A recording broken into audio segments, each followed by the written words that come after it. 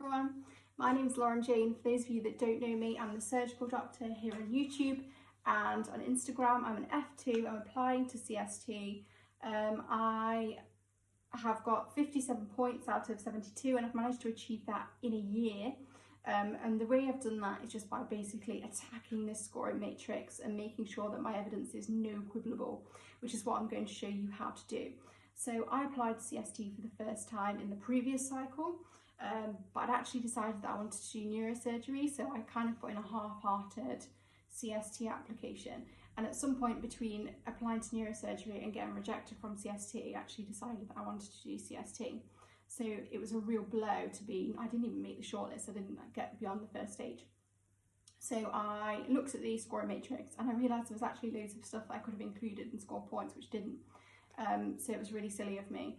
So I have made sure that I've massively increased my points in the space of a year really, and I'm going to show you how I've done that. So the first thing to think about is MRCS. So this is a new category, it used to be in commitment surgery.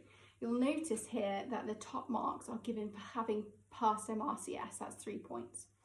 For those of you that haven't passed it, it's an expensive exam and it's difficult to pass. It's, you know, it's a 40% pass rate or something like that. But you are now getting awarded points just for having booked it, or having booked it and failed, you still get a point. So if you're thinking about doing it, if you're on the fence, it might be something worth thinking about. Often with CST, getting awarded a place can come down to 1 point between you and someone else. So I would say grab every single point that you can and just go for it. The next category to think about is surgical courses, and it's 4 points for 2 courses. Now, this is a really easy way to score points. So, and you can do it cheaply as well. So I did basic surgical skills.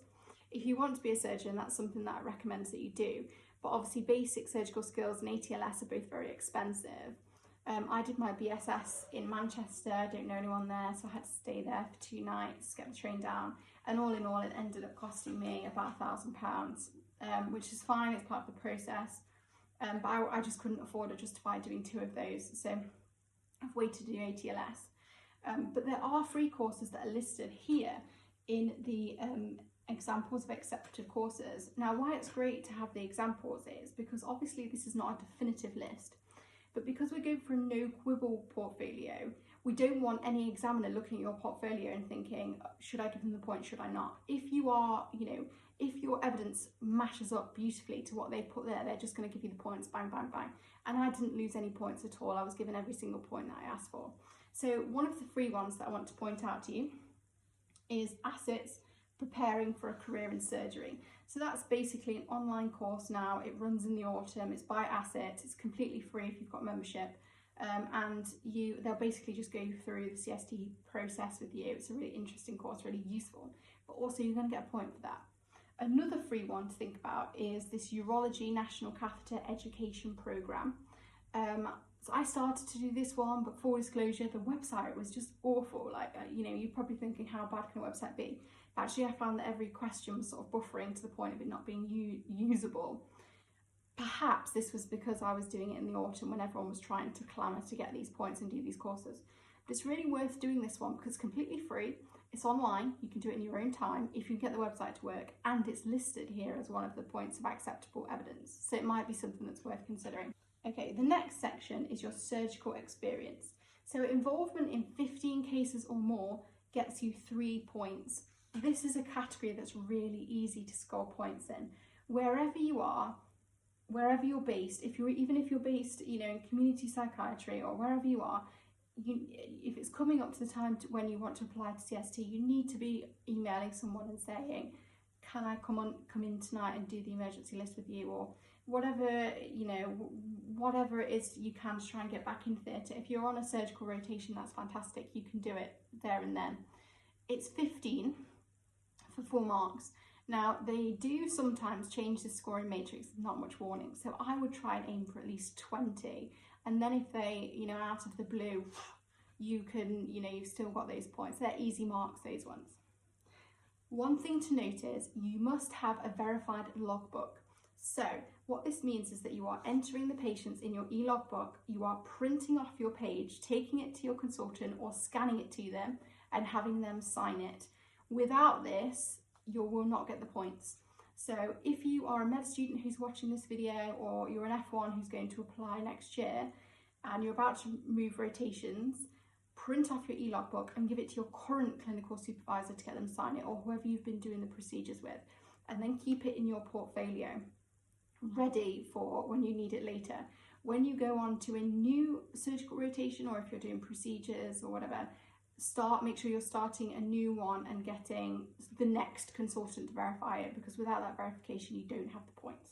Okay, surgical taster. So what is a surgical taster? So foundation doctors get a taster week. So you can take this at any point in either F1 or F2.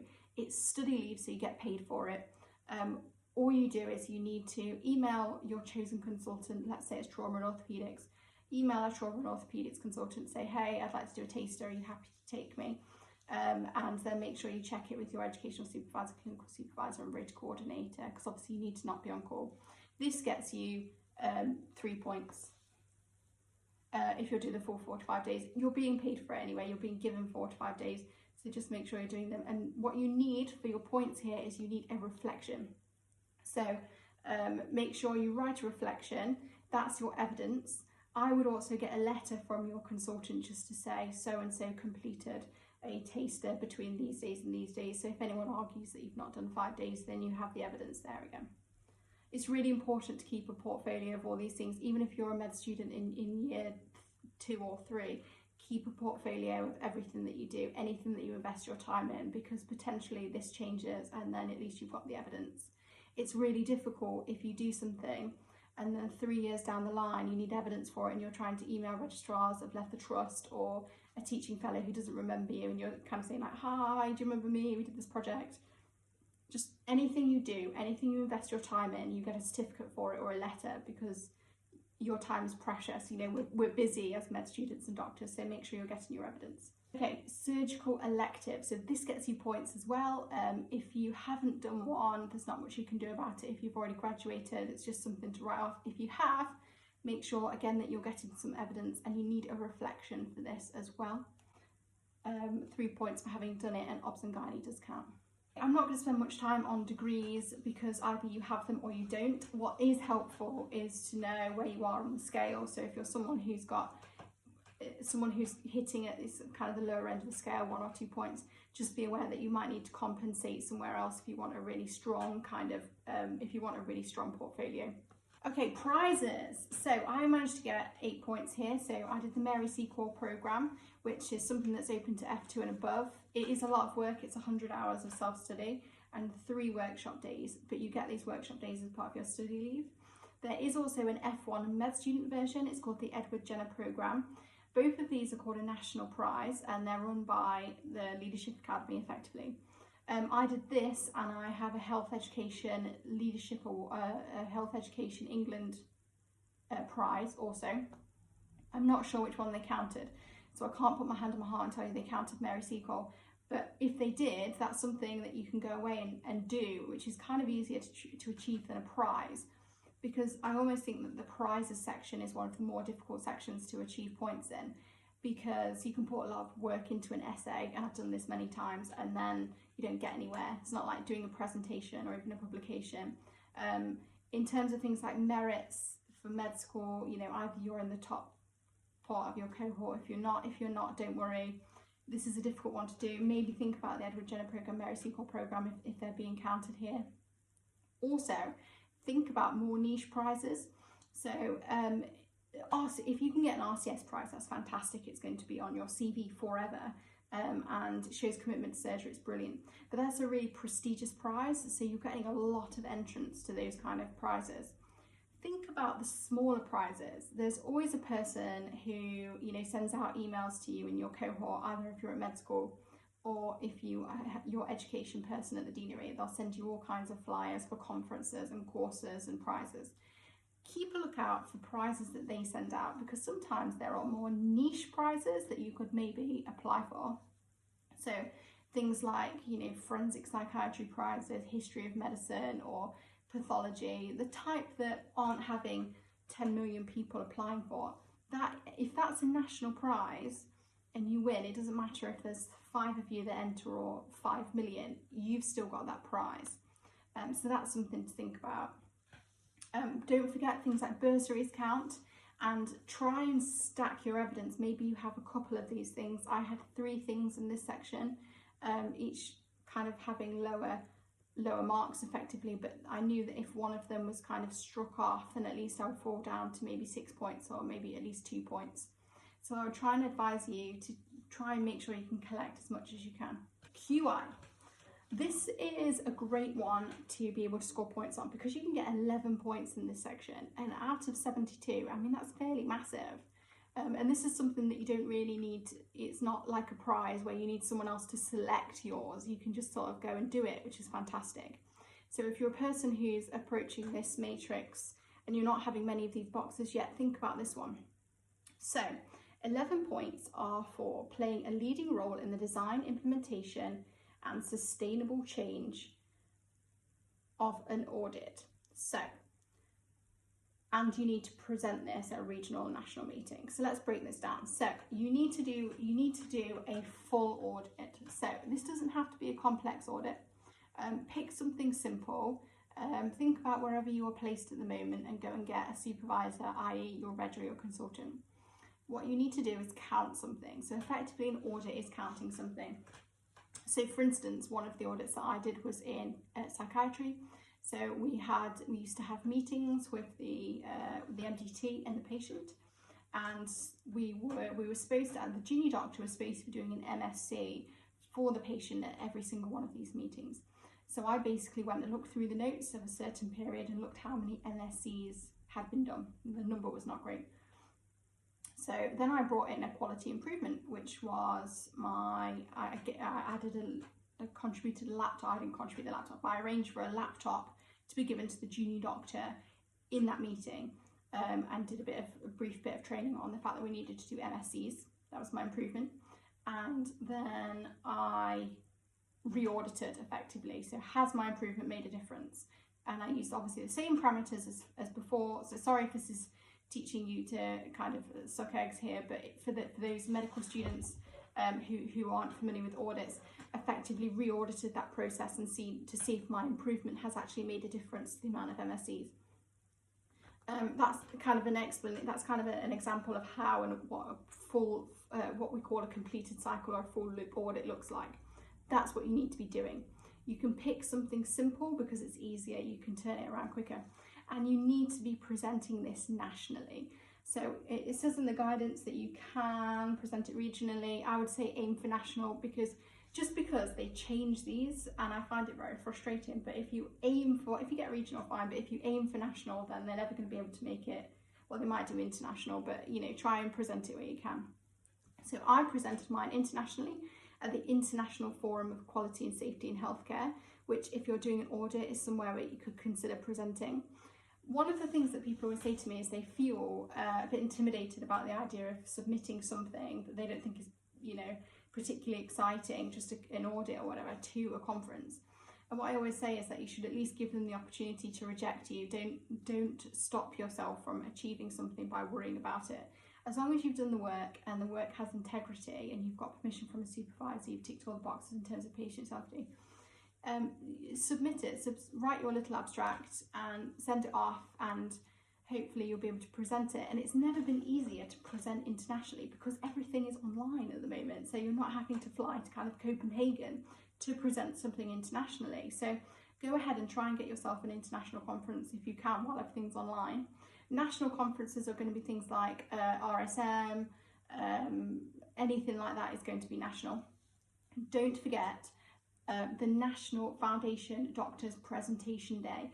This runs every year. They do prizes, and I should have said in the prizes section, in AFP, it's really important that it's an educational prize, an academic prize rather. They don't say that in this section, so it doesn't necessarily have to be an academic prize, as far as my understanding. So the National Foundation Doctor Presentation Day is a meeting that is for national. It's obviously, so it does what it says on the tin. So it's for foundation doctors and it's national. They are looking for loads and loads of bums on seats, effectively. So they will want they have a QI section and they will want your presentation. So think about it's got national in the title. So the examiner is not going to quibble about a conference that has got national in the title. So those are the kind of things that you're looking to present at. Also think about, is there an opportunity for you to publish this audit that you've done? Anything that you put your time into, you need to make work for you. So try and make sure that you are, try and get it published, and then, you know, you can present it or whatever. One thing that I need to point out here is there is no duplication in the scoring matrix here. So in this, for these 11 points, you need to be presenting your QI at a national or international meeting. Later on, you're going to get points for conferences. You cannot have points for the same conference in both of these sections. So if you present this audit at an international conference, count that audit as kind of assigned. You can't use it later on.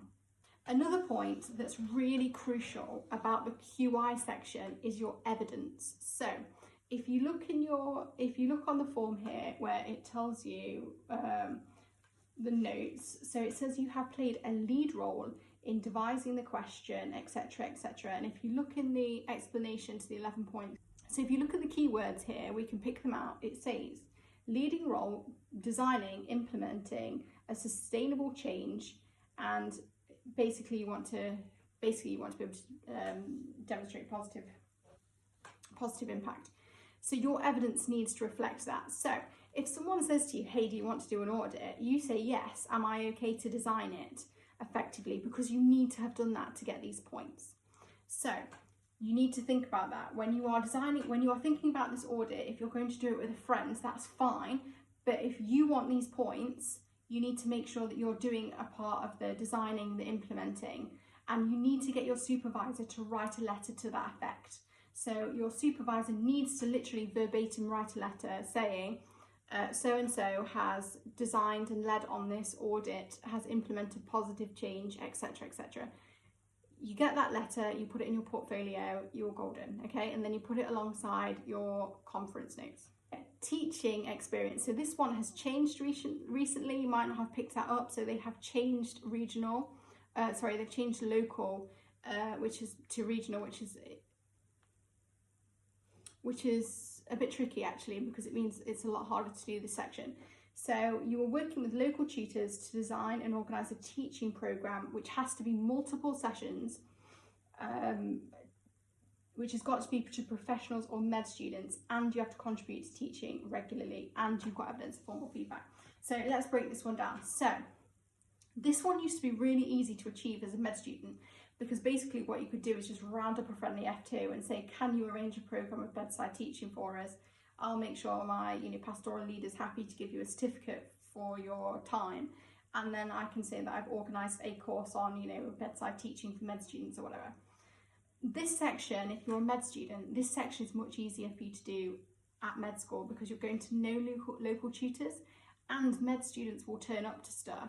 It is difficult to get junior doctors to all attend something, because you either have to do it on company time, which means arranging all of that red tape, and getting the trust to allow all of your junior doctors to attend effectively, or it means getting them to go in their own time, which, because we're on call, we're tired, we don't even want to do. So it's easier to work with med students sometimes. So if you're a med student, this is something that you want to look at now while you're a med student.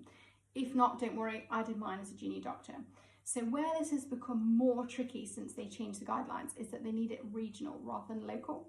So if you are arranging teaching for your kind of the people in your hospital, effectively, that's local, it's not regional. So what you need to do is you need to be thinking much bigger than that. And the key point is you have to work with local tutors. But what you could do, now we live in a world of Zoom, is you could work with your local, your clinical teaching fellows effectively, and perhaps try and design a course which you can advertise on social media, or if you can work with your local surgical society or something like that, to maybe deliver some teaching which could go out to a couple of universities, or just try and pull in people from different areas. Obviously you need to make sure that they're med students or healthcare professionals. There are hurdles to jump through, but if you can make that work, then living in the time of Zoom is the time to make this easy effectively. It also says you need to contribute regularly to teaching. Again, that can be difficult, but you know, maybe in the age of Zoom, you know, maybe you could start some sort of teaching club, and you could, you know, with a group of friends, maybe you could take it in turns to do some teaching to med students, more junior med students, or, you know, this is one to maybe do with a friend and brainstorm. But think about who is providing your evidence for this section. So you need some sort of senior, someone who's going to sign off on this, help you design it, work with you as your local tutor, and who is going to give you a piece of evidence, a letter that says so-and-so has, and you literally want them to basically, you want to do what it says in the box, so then they can copy what it says in the box with integrity. So so-and-so has worked with local tutors to design blah, blah, blah, blah. And then again, your evidence, when it gets presented to your examiner, there's no argument, because you've done what it's asking you to do. And you need formal feedback, so that can just be in the letter, or I handed out teaching feedback forms, and I also had feedback from the course organisers, so I ticked both of those boxes. But again, it's 8 points, this one, so it's worth thinking about. So it's worth noting that it defines regional as extending beyond a local hospital, single trust or university. So, you know, think about how you can achieve that, because that's where the points are. I feel like you can't achieve that top box, you can still get good points. It's 6 points for having done the same thing but locally. So don't be disheartened if you can't find a way to make it national or regional. Try and just get local, and you're still going to get 6 points. This is a lot, so try not to worry about that too much, but definitely have a go at that section. Okay, training and teaching. Okay, so most people who are going for the big points are going to do number 4, doing the master's degree. So if you're happy to do that, 4 points, fair play to you. That costs thousands of pounds though, and I'm just not in a position to do that. So I went for points 3. And I went for this one. I have had substantial training, which is this one's between 5 and 22 days of training and teaching. There is an online course that you can find. It costs about £129, I think. I can't remember who does it. If I can find it, I'll put it in the comments this video. That's 1 day. So what you need to do basically, and this is one of the ones that it's almost worth thinking about as a med student. If you ever see anyone advertising teacher training, you need to snap it up, because you are aiming for 5 days. So what I have done is I've done 5 composite days effectively of different teacher training. I did an online course. I qualified as an ILS instructor, which was a day, so it's clinical learning to clinical teaching effectively. And I did more than 5 days of a different online teaching, and I attended in hospital teacher training for junior doctors. So with this one, if you want to go for these 3 points, it is worth keeping your eye out for anything. If you can't find anything and you haven't organised a teaching programme, maybe you could organise a teaching programme and attend it as an attendee, because obviously you're not going to be the one teaching it, but maybe you could, you know, attend it, or perhaps you get someone else to organise it if, you know, you don't want to combine the two, because I can kind of see that there might be an argument that maybe you can't organise it and attend it. But, you know, it might be worth kind of trying to pick up the paid one if you're interested in that. £100 and something is a lot less than a degree. My ILS course cost £200, so that's how much I ended up spending. But there are courses out there that you can do online that are free. They will charge you for a certificate, it's like £60 or whatever, but sometimes you can do these courses. I will say this was one of the ones I was a bit more nervous about, because it's all very vague. There is no kind of predefined, these are the things that we will accept, or there aren't at the moment. So I just tried to make sure that I had more than kind of 6 days of training and teaching, different things as well, in case I had issues with one or the other. So try and pick up those, and you can do that relatively cheaply. If you are happy to pay for the course, then you've got 4 points. So, okay, almost there. So presentations. I was really silly on this one. I did an oral presentation. I had evidence that I'd say I had an oral presentation, but for whatever reason, I decided not to include it, because I kind of felt like I already had a lot of points, and I felt oddly like I was being greedy, which is ridiculous. This is one of these ridiculous things that I think often it's women that we kind of think, oh, I'm taking too much, and I shouldn't have done that. It's really silly. So if you do have an oral presentation, make sure you've got evidence, include it, 6 points. If you don't have an oral presentation, because obviously people tend to be more selected, you'll tend to have, you know, maybe 400 abstracts being presented at a conference, but only 3 of them will be chosen for an oral presentation. If you don't have an oral presentation, don't worry. You're getting 5 points for presenting more than 1 poster. This one is mega easy to achieve because conferences want bums on seats. And if you are presenting, you're going to pay the entrance fee and you're going to go to the conference, which is the way I think about conferences. So, you know, it does say here that they have to be national or international. So make sure that that guides where you're presenting them. Again, think about National Doctors Foundation Presentation Day. Think about RCS, ASIT, again, would be national, all kinds of conferences. But remember, like I mentioned earlier, the one that you have done for your QI cannot be counted again in these because there's more than one. So to get the big points here, you'll need 3 national and international conferences. Publications, this was one where I really fell down. I don't have any publications. This is the area that I've really struggled at, and I think this is the area that people tend to be really intimidated by. If you're watching this and you've got publications, then you are smashing it. And if you take some of the advice that I've given you in this video, hopefully you're going to smash my points and get way more than me, and I definitely hope that that's the case. If you're a person who has struggled with publications, don't worry, because I've still managed to cobble together quite a few, and I've struggled so much to get publications.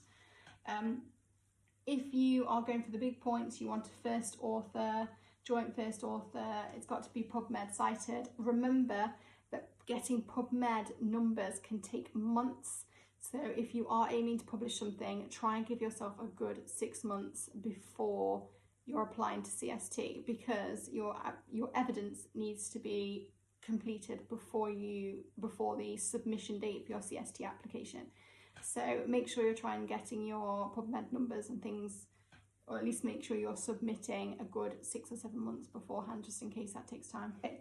Leadership and management. So this is one I think that's quite easy to achieve. So this one, 8 points for having a national leadership. So you're thinking of things like BMA roles, all of those kind of things. What do? I am a vice president of scholarship at Medic Mentor. So this is a national role. It means that I teach, I do regular teaching, I do leadership, and they're helping me, you know, build my research as well, because I'm really not good at that. So that's 8 points for me. So Medic Mentor is quite a lot of work for me as a vice president, because I take everything really seriously. So if I'm going to do a job, I'm going to do it well. But that has given me 8 points on this application. So think about looking for a national role. You can also get a regional role, slightly less points, but there are things like, you know, you could be your foundation rep. Those kind of things will all get you points here. And that's it. So we have reached the end, finally. What a marathon this was. I hope you're still with me. I hope this has been helpful. You know, the threshold for how many points you need is going to change every year. Hopefully, so just aim for getting absolutely as many as you can get, and be really strategic with how you use your time. Think about where you best need to invest your points for the maximum points garnering, whatever the phrase is going to be. Let me know if you have any comments. I'll do my best to answer them. And thank you very much for listening.